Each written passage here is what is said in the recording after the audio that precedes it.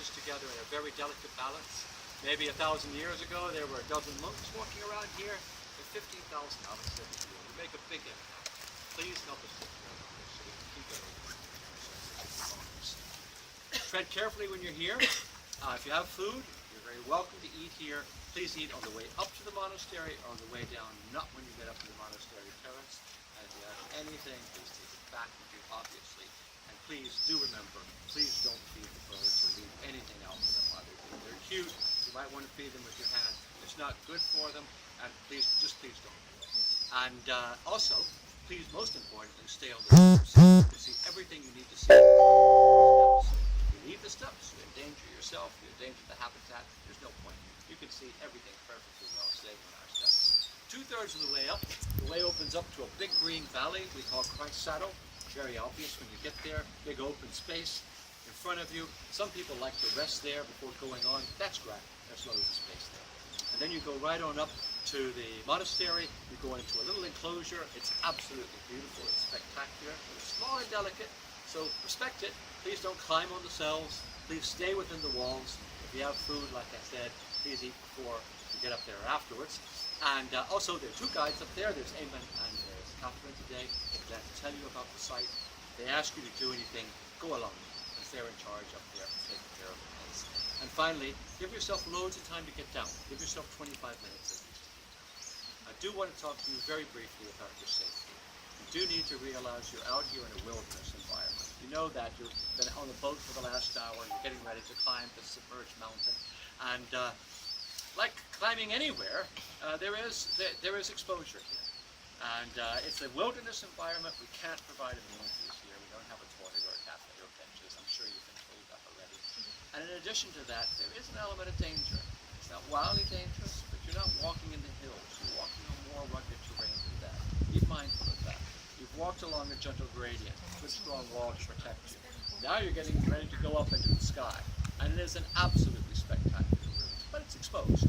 People have been walking up and down that route safely for 1,000 years, and you will too. But mind your feet, mind your footing, and mind where you are. Be aware that it's exposed. Look at this route you're climbing. These steps are ancient. They're uneven. They're irregular. There are loose stones on them. They can be a little bit slippery. We had rain this morning. Don't slide your feet along. Lift your feet up. Get good purchase. Step solidly right into solid rock. Stay away from cracks and edges, obviously. Stay away from the ledge. Big drops here. The higher you go, the bigger the drop. Nothing to protect you, no ratings, anything like that. But just be mindful. The way is perfectly wide. Just step solidly into solid rock and watch where you're going. Don't look out to sea. You see, some of these steps overhang. So if you're careless, you can get your toe caught or coming down when your thighs get a little wobbly and you're getting a little tired. Your heel might get caught behind or in front. None of that will happen if you do one simple thing. That's the only best thing I can do to remind you. Take your time. Go at your own speed. There's no need to hurry here. Not that far up there. Lift your feet up and always look and see where you're putting your feet. And you'll have no problem. But every day, a few people get up a bit of the ways and don't like our steps. They get uncomfortable.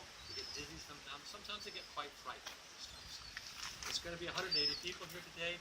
Out of that number, maybe 5, maybe 10, maybe none will decide the steps aren't for them. If you don't feel well on the steps, stop.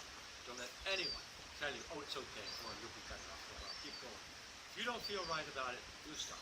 Sit down, rest for a minute if you need to, but if you decide the steps aren't for you, you might be disappointed, but it would be better if you came down, enjoyed this beautiful view, this wonderful day, walking along the road, enjoying yourself, than trying to force yourself to do something you don't feel right about, making yourself more miserable, putting yourself at risk, putting others at risk.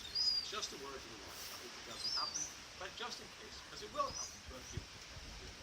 And if you have a medical condition, you have a cardiac problem, you have a respiratory problem, like asthma or emphysema, you have blood pressure issues, or you have problems particularly with your lower limbs, your hips or your knees, things like that, recent operation, replacement, sports injury, or the millions of other things that go wrong with all of us. They don't mean we can't go up. It's not that hard to go up. But if you have an issue that you think might compromise your other steps, just have a think about it. If you want to talk to me about it, that's fine, I'm trained. But you're going to know better than I and your doctor exactly what's right for you. The reason I'm saying all of these things is because I am obliged to tell you, unfortunately, there is danger here. We've had a tiny number, but one is too many, of serious accidents and deaths. That don't here on. This is a spectacular place. It's unique in the world. It's absolutely beautiful. By all means, enjoy it, but have it in your mind that there is exposure here. You need to walk through it. It's not a place to be careless. People do very foolish things. They get up along the ways, they get excited by a bird, they raise their camera, and they forget there's a fish drop there. Or they take out their handheld devices and they try to film their way going up, or hold out their selfie stick as they're moving along. Please don't do that. You're welcome to use those devices if you so wish.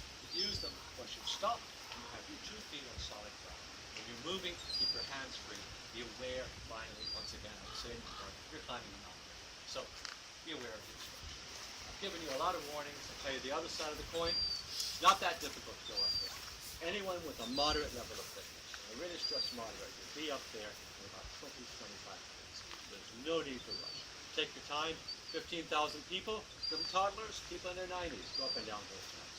You will too, unless you have one of these pre-existing conditions that I spoke of, which it might compromise you on this stuff. A couple of you just came along. I'm just going to say a couple of things to you. This way is exposed. The way is irregular. Take your time. Watch your footing all the time. And if for any reason on the way up you don't feel well, come back down. That's what I need to say in a nutshell. Thank you so much for listening. When it's time to come down, make sure you give yourself at least 25 minutes, okay? Enjoy yourselves, folks. Have a wonderful day. Thank you.